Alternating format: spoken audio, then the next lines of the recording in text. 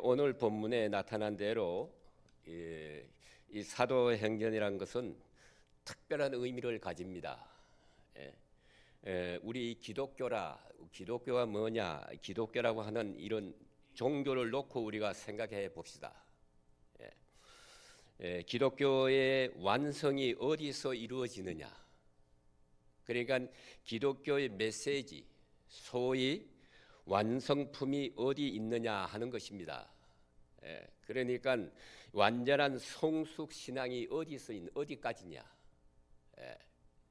그러니까 우리가 성숙한 신학이 어디 있느냐? 또 그리고 또 우리가 아는 대로 복음이지요. 복음. 예수께서 오셔서 세상에서 역사하셨지요. 그리고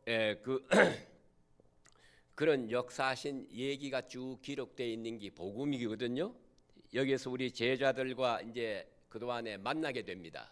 만나게 되는데 많은 사람들과 만나면서 결국은 신앙에 이제 발전하게 되는 것이 이제 발전이 되는데 이 제자들의 마음속에 그 신앙이 조금씩 이제 발전해 나갑니다. 나가는데 예수님이 십자가에 돌아가실 때 저들은 아주 극치에 달했어요. 그러니까 그 순간에 자기들이 바라는 소망도 극치고 그리고 실망도 극치였어요.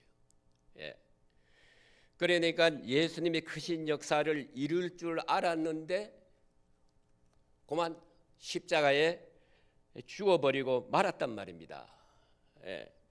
그러니까 실망을 하게 되지요.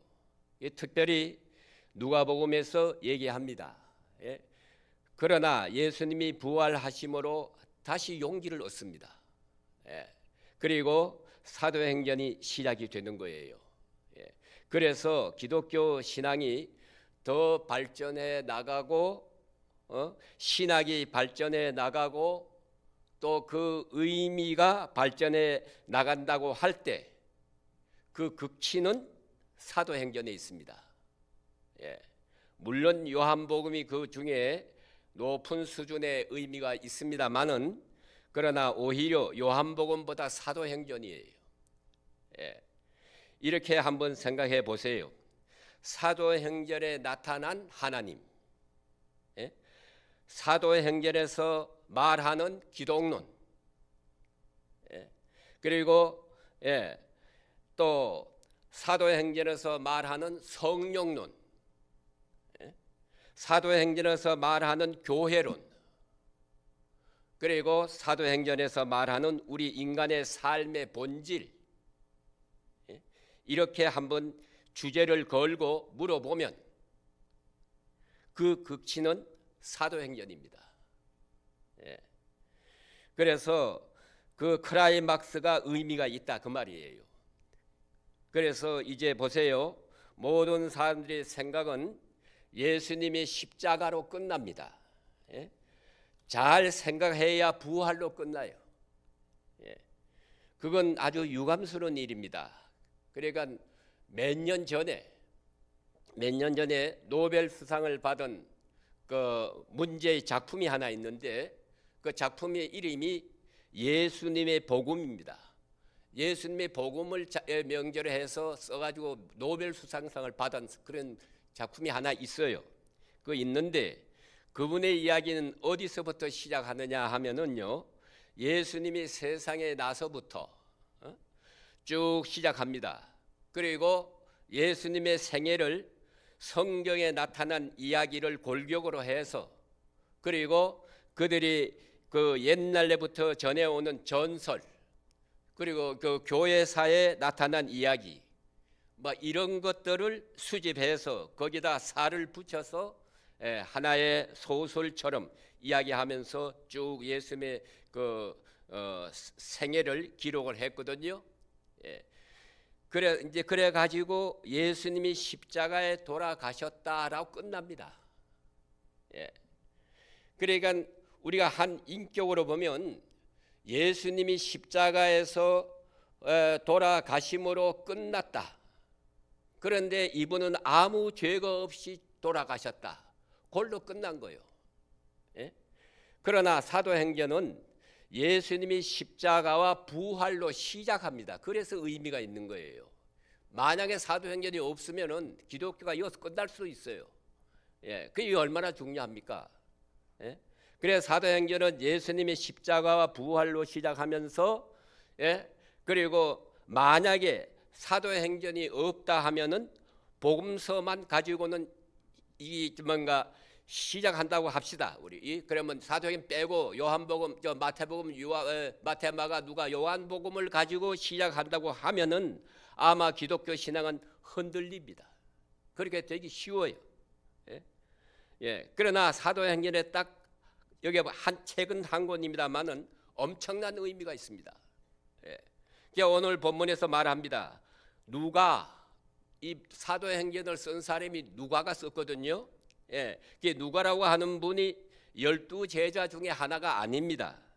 그는 바울의 수행자예요. 바울을 따라다니는 사람입니다. 그래서 바울에게 있어서는 그렇게 소중한 분이에요. 그래서 이 누가라고 하는 사람은 원 직업이 의사입니다. 예? 근데 이 사람은 본래 의사가 본직인데 바울을 위해서, 예? 바울을 위해서 수고하고 다닙니다. 바울은 병이 있는 사람이에요. 예? 전설에 의하면 안질병이다, 뭐 마리아병이다, 그런 병명이 이렇게 주기적으로 자꾸 일어나는 거예요. 예, 그리고 또 그런가 하면은 간질병이다. 그 설교하다 강단에서 쓰러지고 그랬거든요. 그게 간질병이다. 그래서 하나님께서 자고하지 않게 하기 위해서 특별히 이 병을 주셨다고 그렇게 말합니다. 예. 또 한 분에게서 이 기독교 신앙에 있어서 대단히 소중한 종교 개혁자 칼빈이라는 분이 있어요. 예, 그분은 어떻게 말했는고 하니까 이 사람은 걸어 다니는 병원이다 그랬어요. 예. 그러니까 예, 의사가 필요하지요. 이 사람을 따라가야 다녀야 돼요. 그래서 사도행전 중간쯤 가서 보면은요, 바울이 자기 혼자 말을 할 때 내가 그런 말 안 합니다. 우리가 그런 말이 나와요. 그 우리가 하는 누구냐? 누가하고 같이 있다는 얘기입니다. 누가? 예? 예. 그런 표현을 합니다. 우리는 누가와 동반하는 것이라고 이렇게 디모데후서 4장에 보면은 바울의 유언이라고 하는 그 마지막 책에 이렇게 말합니다. 누가만 나와 함께 있었느니라 그랬어요. 예? 그러니까 누가는 계속 그가 순교할 때까지, 바울이 순교할 때까지 같이 있었어요. 함께 동행하면서 기독교 복음을 듣게 됩니다. 그래서 이제 확실하게 전수받게 되는데, 그래서 사도행전을 기록한 것이에요. 예. 그러나 그 이전에 그는 누가복음을 기록했습니다. 누가복음과 사도행전은 대단히 중요합니다. 예? 그래서 오늘 본문 가운데 그 사실을 말하고 있는 것입니다. 내가 먼저 쓴 글에는, 그랬지요? 그건 먼저 쓴 건 누가복음이에요. 예? 그래서 누가복음과 이 사도행전을 제2 누가복음이라고 그렇게 말하기도 합니다. 예, 그러니 한 사람이 두 권의 책을 썼어요. 그래서 예수님이 태어나서 십자가에 돌아가시고 부활하시고 그 장면까지 기록하고, 그 다음에 부활하신 다음부터 시작해서 땅끝까지 저 로마까지 전해지는 것을 기록합니다. 그러니까 제1 복음은 누가복음이고 제2 복음은 사도행전입니다. 그러니까 사도행전 속에 예수님의 생애는 살아있는 거예요. 그러니까 예수님이 죽어 승천하신 분이 아니거든요. 승천하셨을 뿐만 아니라 지금도 오히려 영으로 살아 계신 분입니다. 그래서 사도들을 통해서 지금 역사하고 있어요. 그래 예수님이 제2 복음은 사도행전이다. 그래서 이제 이렇게 일로 이제 그런 의미가 있고요. 또 그래서 이 복음을 증거하고 또 예수님의 생애가 성령 안에서 어떻게 전개되고 있는가 하는 것을 말해줍니다. 그 유대 사람을 중심으로 해서 이 책을 처음에 생각하고 썼거든요. 그러니까 이방 세계로, 그 다음에는 사도 바울이 이방 세계로 향하게 돼요. 우리인데 왔단 말이에요. 예, 여기서 비로소 교회가 이루어집니다. 예, 그러니까 여러분, 복음서에서는 교회가 없어요. 예? 교회가 없고 사도행전에서 교회가 세워지는 겁니다. 그러니까 이게 얼마나 중요합니까? 예? 이 교회가 뭐냐? 교회의 본질, 교회의 특성, 예? 그리고 교회가 하나됨, 교회의 권세, 그 능력, 예? 역할이 다 여기 기록이 되어 있어요. 그러니까 특별히 본문에 보면은 데오빌로요 그랬지요. 데오빌로요 하고 이렇게 시작이 되는데, 그래서 여러 가지 여기 데오빌로에 대해서는 여러 가지 해석이 있습니다. 데오스라 하는 말은 하나님이란 뜻이고요. 필로스라 하는 말은 사랑이란 뜻이에요. 그럼 이 말을 붙이면 무슨 말이 되는가 하면 하나님을 사랑하는 자, 그런 의미가 됩니다. 하나님을 사랑하는 자. 그러니까 이건 누구를 지칭한지 아무도 모릅니다. 이거는 데오빌로 누구를 말하는 건지 몰라요. 예? 혹은 벨릭스 같은 분이 있습니다. 이분은 기독교의 이해가 많은 사람이에요. 이 총독에게 보내준 편지인지 아니면 일반적으로 하나님을 사랑하는 자 모든 사람에게 준 거다, 그건 알 수가 없어요. 예, 그러나 데오빌로라고 시작이 됩니다. 그러면 여기서 예수님의 생애가 절대로 십자가에서 끝난 것이 아니다 하는 것을 알 수가 있잖아요. 예? 예, 그것을 말해 줍니다. 우리 사도들을 통해서 복음의 역사는 땅끝까지 전파됩니다. 그래서 오늘 본문의 말씀을 좀 더 깊이 우리가 생각해 보십시다. 예루살렘을 떠나지 말라고 그랬어요. 예? 여기서 우리가 생각해야 됩니다. 예루살렘을 떠나지 말고 내게서 들은 바 아버지께서 약속하신 것을 기다리라. 예? 예, 이건 바로 성령을 말씀하시는 것을 우리가 알 수가 있지요. 그리고 누가복음 24장 49절에 보시면 볼지어다 내가 내 아버지의 약속하신 것을 너희에게 보내리니 너희는 위로부터 능력으로 임할 때까지 이 성에 머물라, 그렇게 해서 기록되어 있어요. 누가복음에. 예? 성령이 임할 때까지 이 성에 임하라. 예? 그리고 오늘 사도행전 오늘 1장 4절에는 예루살렘을 떠나지 말고 약속하신 것을 기다리라. 여러분, 이 두 절은 매우 중요합니다. 예? 이 두 절 누가복음과 사도행전을 이어주는 역할을 하는 거예요. 예? 그러니까 누가복음에서는 내 영을 줄 테니까 기다리라. 그리고 사도행전에서는 성령이 임할 때까지 떠나지 말라. 예루살렘을 떠나지 말라. 그러니까 일 시작하지 말라 그 말이에요. 예? 예. 우리가 선교 역사는 오직 성령으로 시작이 되는 것입니다. 그렇기 때문에 누구든 하나님 일할 때는요, 성령을 바로 받기 전에는 하지 말아야 됩니다. 예. 이게 아주 중요한 거예요. 그것뿐만 아닙니다. 교회 일도 그렇습니다. 교회 일도 중생하지 못한 교회 일꾼으로 인해서 교회가 아주 시끄러워지는 경우가 많아요. 예? 그래서 왜 그러냐? 그건 성령을 받지 못했어. 성령을 받지 못하고 그 마음에 그리스도의 영이 없어요. 마음에 있다는 것이 시기, 질투밖에 없어요. 아무것도 아닌 욕심만이 있단 말이에요. 그러니 교회가 소란스러울 밖에 없습니다.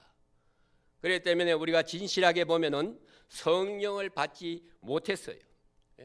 그러니까 하나님을 믿는지 안 믿는지 모르겠어요. 그런데 교회 일 하겠다고 대드는 거예요. 이게 바로 문제가 되는 것입니다. 성령을 받지 못했어요. 성령을 받기까지는 여기서 뭐라고 그랬어요? 움직이지 말라. 예루살렘을 떠나지 말라. 우스운 얘기 하나 드리겠어요. 이게 우리 한국에 무당이 많잖아요. 무당이 많은데 무당을 연구해 보면요, 강신 무당이 있고 또 습득 무당이 있습니다. 있는데 이 습득 무당이 무엇이 습득무당을 하냐? 무당하기는 하는데 그 옆에서 보고 그 흉내 내는 거요. 예? 그리고 강신무당은 뭐냐면 진짜 귀신이 들려가 귀신병이 걸리는 거예요. 그러니까 이 사람이 몸부림치는 거예요. 무당 되고 싶어 무당된 사람은 없어요. 예?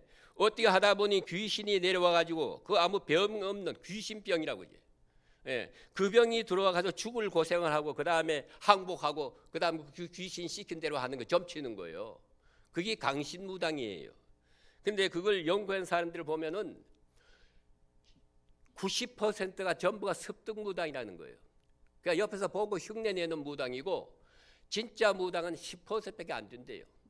그러니까 우리가 그 무속신앙을 연구하려면 이 강신무당을 만나서 바로 연구해야지 그걸 우리가 알 수가 있어요.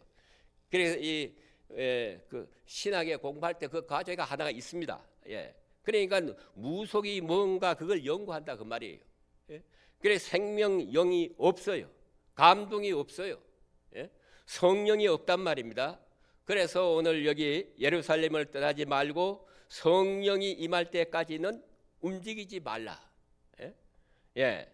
성령이 임하면 권능을 받고 예루살렘과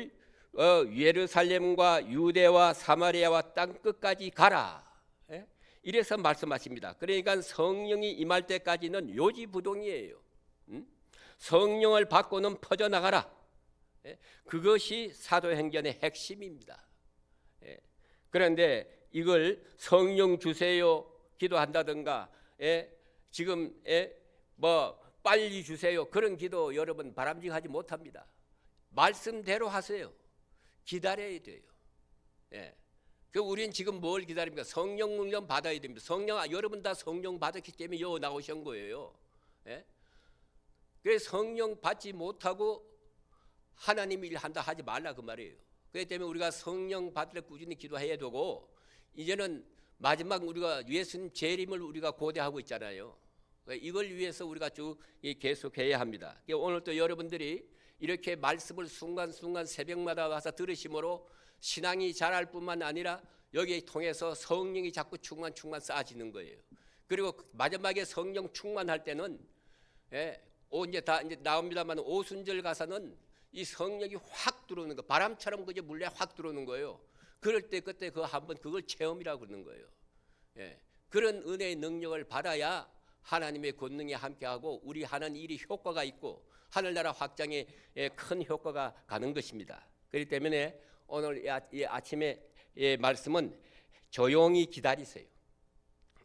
기다리면 주실 것입니다. 그렇기 때문에 빨리 주세요. 그렇게 하지 안 돼. 즉시 주세요. 뭐 그런 소리 기도하지 마. 급하면 우리가 마음 급하면 하나님 빨리 좀 도와주세요. 뭐 그러잖아요. 그런 기도 좀 이제는 좀 지양해야 돼. 믿음이 뭡니까? 기다리는 겁니다. 그게 믿음이에요.